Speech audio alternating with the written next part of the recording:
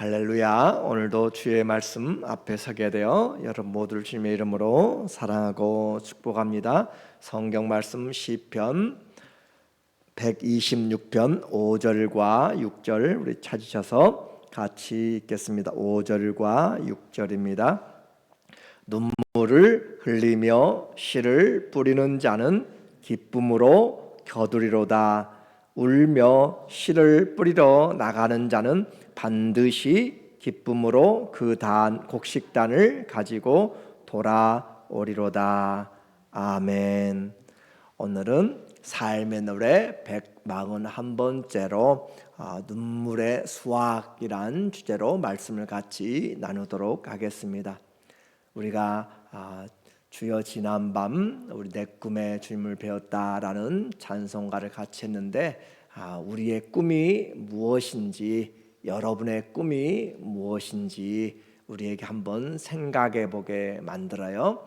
우리의 자녀들이 잘 되는 것, 그것은 당연한 우리의 바람이지만 주님의 나라와 의를 위하여서 내가 무슨 꿈을 하나님 앞에 기도하고 있는가, 주의 영광을 우리 눈으로 목도하는 그런 은혜가 있기를 원합니다.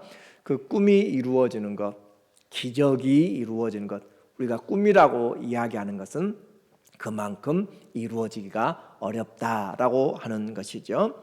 그런데 오늘 기적 같은 일이 일어났어요. 하나님이 이스라엘을 바벨론의 70년 포로에서 돌이키시는 놀라운 그런 은혜를 베푸셨습니다. 그래서 이것이 꿈인가 생신가 라고 이야기를 해요. 오늘 1절에 보면은 여호와께서 시온의 포로를 돌려 보내실 때 우리는 꿈꾸는 것 같았도다. 여호와께서 시온의 포로를 돌리실 때, 시온의 포로를 돌리실 때 얼마나 놀라운 은혜를 입었는가. 그래서 하나님이 자기 백성을 찾아오셨습니다. 하나님이 자기 백성을 잊어버리지 않냐고 찾아오셨다라고 그렇게 이야기를 하고 있어요. 그래서 하나님이 자기 백성을 찾아오셔서 이것은 하나님의 큰 일을, 여호와께서 시온의 포로를, 우리는 분명히 고레스 왕 539년 기원전에 고레스 왕이 바벨론을 물리치고 승리하고 정복하고 나서 메데 바사의 나라를 세웠어요. 페르시아죠. 그 나라를 세웠는데 그 왕이 왕 위에 올라가고 나서 조서를 내려서 예루살렘으로 유다 민족이 올라가도록 조서를 내렸어요. 보면은 역사적으로 고레스 왕이 했는데 우리는 여호와께서 1절에 보니까 여호와께서 시온의 포로를 돌리실 때 하나님이 하셨다라고 이야기해요.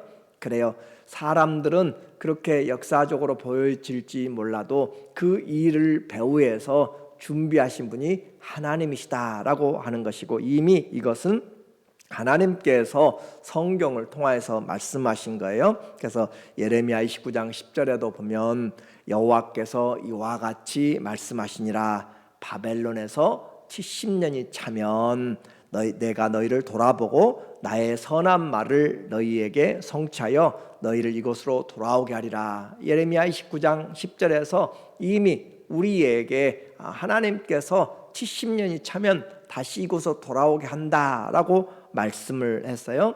과거 이스라엘은 430년 동안 이집트라고 하는 그곳에서 종살이를 하게 되었습니다. 그곳에서 하나님이 그들을 돌이켜 주셨죠. 그래서 이와 같은 것은 이제 바벨론에서 두 번째 이와 같은 기적을 베풀어 주었는데, 이스라엘 민족에서 잊지 못할 사건들이에요. 하나는 구원의 그 시작입니다. 또 하나는 그 구원받은 성도들이 삶을 잘못 살았을 때 어떻게 되는가를 우리에게 보여주고 있는 그림자적인 그런 모습이에요. 그래서 첫 번째 이집트에서 430년의 그와 같은 노예 생활은 자신들의 큰 잘못이 아니에요. 그러나 살다 보니까 그들이 그곳에 있었다라고 하는 거죠. 아브라함에게 약속하신, 그래서 이것은 영적으로 말하면 우리가 이 세상에서 사단의 아래에 있었다라고 하는 것이에요.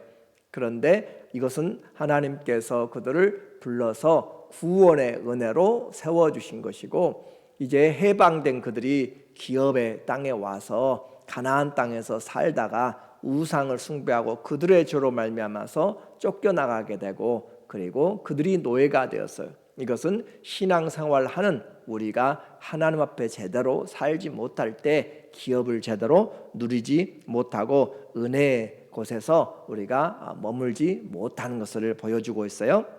어떻게 했든 이와 같은 잘못에서 우리를 구원해 내주신 것은 하나님의 은혜입니다. 그래서 모두가 다 하나님의 은혜로 사람들의 도움으로는 감당할 수 없는 하나님이 은혜를 주셔서 온, 그래서 주의 은혜요, 이 구원의 기쁨은 가장 큰 것이죠. 그래서 이들이 지금 포로로 올라와서 성전에 올라가면서, 오늘 표제에도 성전에 올라가는 노래라고 이렇게 달고 있는데, 꿈에도 그리던 그들이 돌아와서 그들이 다시 성전에 와서 예배 드린다라고 생각할 때 그 발걸음, 그 마음가짐은 전혀 다른 것이에요.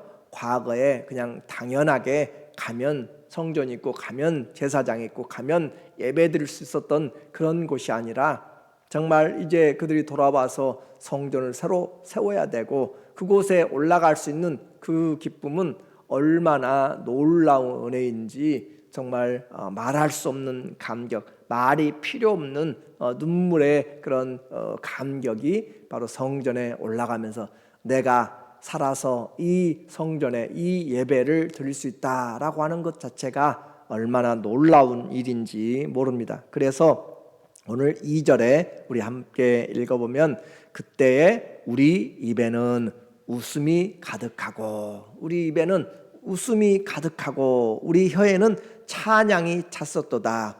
그때 나라 가운데서 말하기를 여호와께서 그들을 위하여 큰 일을 행하셨다 하였도다. 여호와께서 그들을 위하여, 이것은 밖에 있는 사람들이 하는 말이에요. 그들이 세상에 있는 사람들도 여호와께서 그들을 위하여 큰 일을 행하셨다. 이건 사람들의 일이 아니다 이 말이죠. 그래서 하나님이 그 누구신가, 이스라엘을 향하여서 이와 같은 큰 일을 하셨다. 그리고 우리 입에는 웃음이 가득하고 혀에는 찬양이, 얼굴과 얼굴 보기만 해도 감사가 나오고 입술에서는 찬양이 나오고 얼마나 놀라운 일인지, 마치 30년 동안 출애굽에서 홍해를 가르고 나와서 애굽의 속죄에서 해방되었을 때 출애굽기 15장에 보면 미리암이 소고를 가지고 나오고 여인들이 함께 나와서 춤추면서 노래하면서 크고 영원하신 우리 주님을 찬양하자. 하나님께서 애굽의 군대를 모든 홍해에 다 물리치시고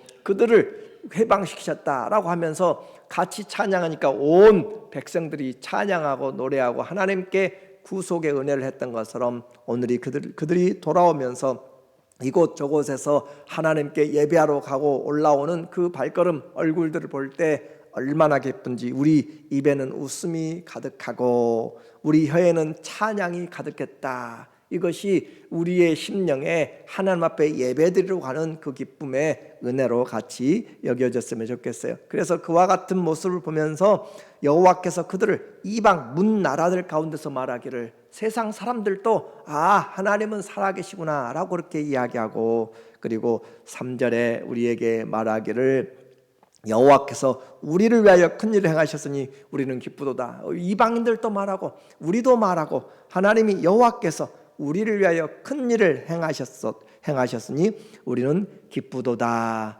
하나님이 우리를 위해서 하신 것입니다. 하나님의 사랑이 하나님의 아들 우리 주님을 죽게 했습니다. 사랑이 우리 주님을 죽게 하신 그런 놀라운 일로 우리에게 구원을 베풀어 주셨어요.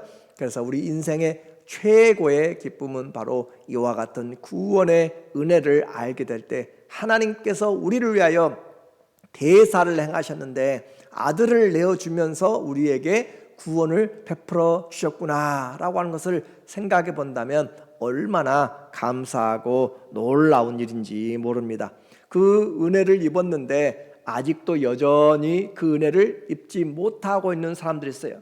포로가 이렇게 돌아오는데 아직도 여전히 70년의 그 포로 생활에 남아있는 사람들이 있어요. 그래서 기도하는 것이에요. 고통의 빵을 먹어본 사람이 인생을 알잖아요.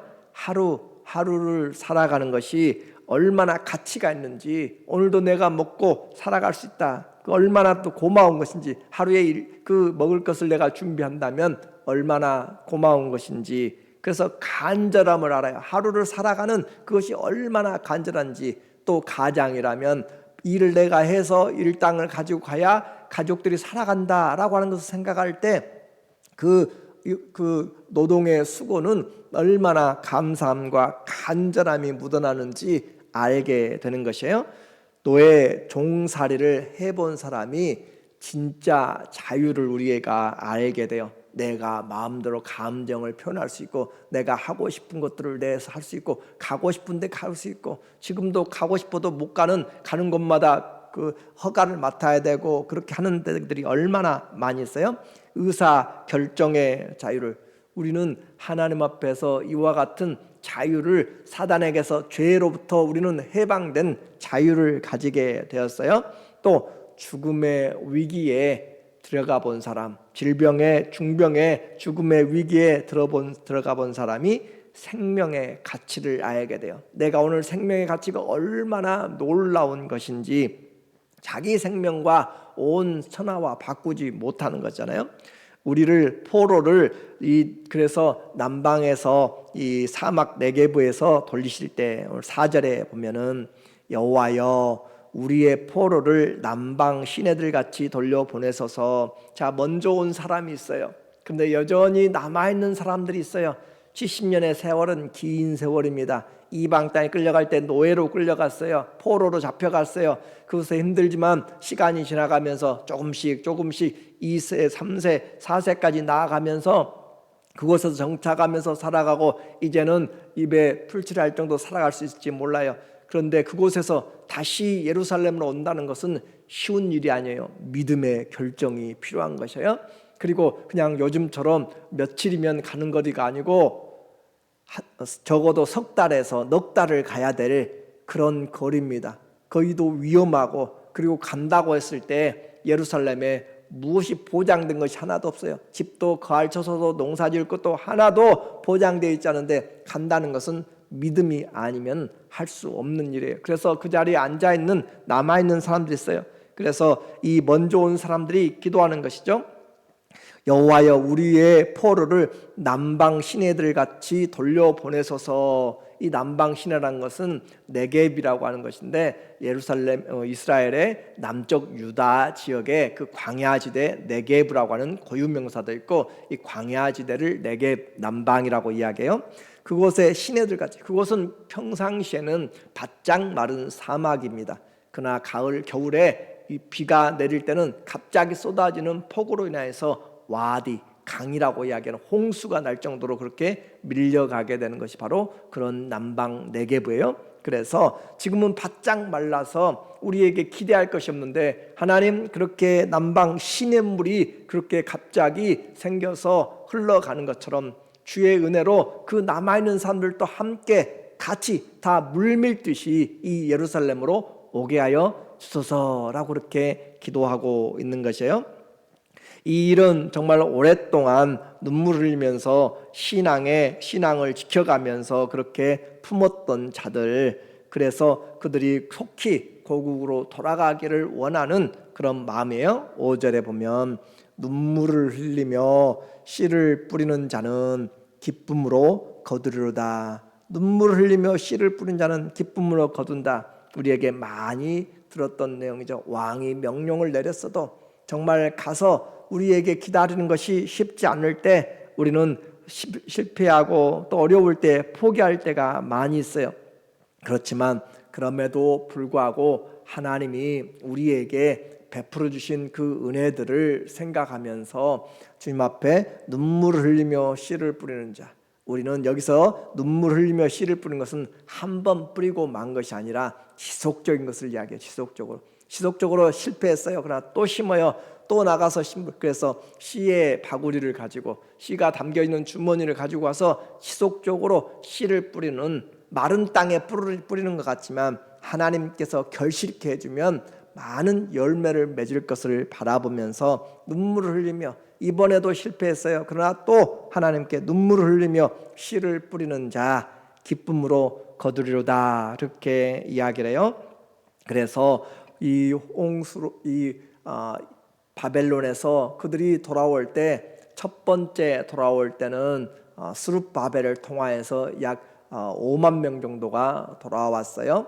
그러나 그 뒤에 한 80년 정도 뒤에 458년에 돌아올 때 에스라가 돌아올 때는 약 1700명 정도, 그리고 그보다 또 14년 뒤에 444년 기원전에 느헤미야와 함께 올 때는 몇 명이 왔는지는 정확하게 기록이 되어 있지 않아요.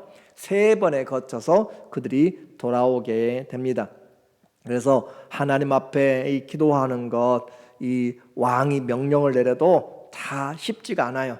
환경들을 싹 바꾸고 강이 흘러가는 것처럼 하나님의 은혜가 돌아와야 우리가 하나님께 살아갈 수 있어요. 그래서 이와 같은 주의 은혜가 우리의 모든 힘들고 어려울 때 바짝 마른 것 같고 길이 보이지 않는 것 같고 그럴 때 하나님의 은혜가 폭포수같이 하나님의 구원의 은혜가 정말 큰 일을 행하셨다라고 표현할 수가 있어요. 그래서 바울은 디모데 전서 1장 14절에 말하기를 우리 주의 은혜가 그리스도 예수 안에 있는 믿음과 사랑과 함께 넘치도록 풍성하도다 하였도다. 우리 주의 은혜가 예수 그리스도 은혜 안에서 우리 주님의 은혜가 넘치도록 이 믿음과 사랑과 함께 넘치도록 은혜가 우리에게 넘쳤다라고 그렇게 표현하고 있어요. 죄인의 괴수에게 임하신 주의 은혜라는 표현을 씁니다. 죄인의 괴수에게 임하신 그 은혜, 나 같은 죄인에게도 이와 같은 큰 은혜로 주님 교회를 그가 핍박하고 사람들 잡아가두고 죽이고 하는 그 증인이 되었던 그를 포악자여 폭력자여 살인자였던 그를 하나님이 불러서 하나님의 그 사도로 그리스도의 종과 사도로 세워놓으시고 이방인의 사도로 세우신 것은 주의 은혜가 그리스도 예수 안에서 믿음과 사랑과 함께 넘치도록, 그래서 그는 그 모든 것을 수고하고 있었지만 나된 것은 다 하나님의 은혜라라고 그렇게 이 은혜가 그를 넘치게 만들어서 이 은혜가 일하게 만들고 감사하게 만들고, 그래서 죄인의 괴수에게 넘쳐 흐른 놀라운 은혜의 강물이었습니다. 그 울며 씨를 뿌리고 나가는 자는 반드시 결실한다. 오늘 6절 마지막에 보니까 울며 씨를 뿌리러 나가는 자는 반드시 기쁨으로 그 곡식단을 가지고 돌아오리로다. 반드시 돌아오리로다. 하나님의 약속을 가지고 기도하고 있는 내용이에요. 그래서 반복적으로 씨를 뿌리는 자, 울지 않고는 발걸음을 걸어갈 수가 없는 인생에 어려울 때도 있잖아요. 한 걸음 한 걸음 울지 않고는 새벽을 맞이할 수 없는 그런 어려움이, 환경들이 하루가 지나가지 않는 그런 아픔에 있는 사람들이 있습니다. 그런데 불구하고 하나님께서 수많은 압제와 낙심과 기다림 속에서도 하나님께서 우리를 불러내셔서 우리에게 기쁨이 되게 하시고, 슬픔이 변화해서 기쁨이 되게 하시고, 우리의 모든 어려움들을 하나님이 춤이 되게 하시고, 입술에 하나님의 찬양이, 얼굴에 가득한 하나님의 웃음을 주시는 것, 이것은 이제 역사적인 그런 포로에서 돌아온 것만이 아니라 오늘 이 시대에도 하나님 앞에 심한 고난과 압제를 당하고 있는 성도들에게 우리는 믿음으로 씨를 뿌리는 것이에요. 지금 이 시대가 악하고 배역하고 음란하고 그러할지라도 우리는 눈물로 씨를 뿌리는 것이에요. 하나님 앞에 간절히 기도하면서 정말 주님 앞에 너와 내 자녀들을 위하여 울라 주님이 말씀하신 것처럼 오늘 우리는 이 시대에 하나님 앞에 울며 씨를 뿌려서 기도하고 자녀들을 향하여 이 땅의 교회의 사명을 향하여 오늘 우리의 받은 은혜를 향하여서 기도해야 될 때예요. 그래서 그렇게 할 때 주님이 소망 중에 우리의 씨를 풍성하게 하시고 정말 마른 땅을 강이 되게 하신 것처럼 광야의 길을 만드시고 사막의 강을 만드시는 놀라운 그 하나님께서 우리에게 은혜로 기쁨으로 단을 반드시 거두도록, 그렇게 믿음의 기도는 반드시 성취됩니다. 하나님은 분명히 이루어 주시는 것이에요. 그래서 그 약속에 신실하신 하나님으로 성도든 빈들이나 또 아골골짝이든지, 성도는 정말로 힘들고 어려운 환경이든지 내 힘으로 안 되는 모든 환경에도 우리는 믿음으로 원수의 목전에서 씨를 뿌려 나가야 되고, 하나님 앞에 불가능한 가운데서도 믿음의 씨를 뿌려서 나감으로써 하나님이 이루어 나가신다는 사실을 오늘 보면서 반드시 눈물의 씨앗이 열매를 맺어가고 믿음의 넘치는 은혜가 우리 가운데 있어서 하나님이 우리의 기도를 들어응답하여서 정말 물이 바다를 덮은 같이 여호와를 인정하는 모든 그 지식이 풍성할 때까지 하나님 앞에 선한 주의 도구들로 쓰임받는 귀한 믿음의 자녀들이 다 되시기를 예수님의 이름으로 간절히 축원합니다. 아멘. 기도하겠습니다. 하나님 아버지, 오늘 우리에게도 주의 말씀을 주셔서 지속적으로 울며 씨를 뿌리는 자들에게 반드시 그 기쁨으로 곡식의 단을 거두게 된다는 그 말씀의 약속으로 찾아오셨습니다. 주님께서 함께하여 주시고 주님이 이 큰 일을 이루었다고 고백할 수 있도록 하나님, 우리 얼굴의 입술에 주께서 기쁨과 소망으로 넘치게 하여 주시옵소서. 온 교회와 주의 자녀들과 가정에 향하신 하나님의 선하신 은혜들을 바라보며 예수님의 이름으로 감사하며 기도합니다. 아멘. 함께 기도하겠습니다.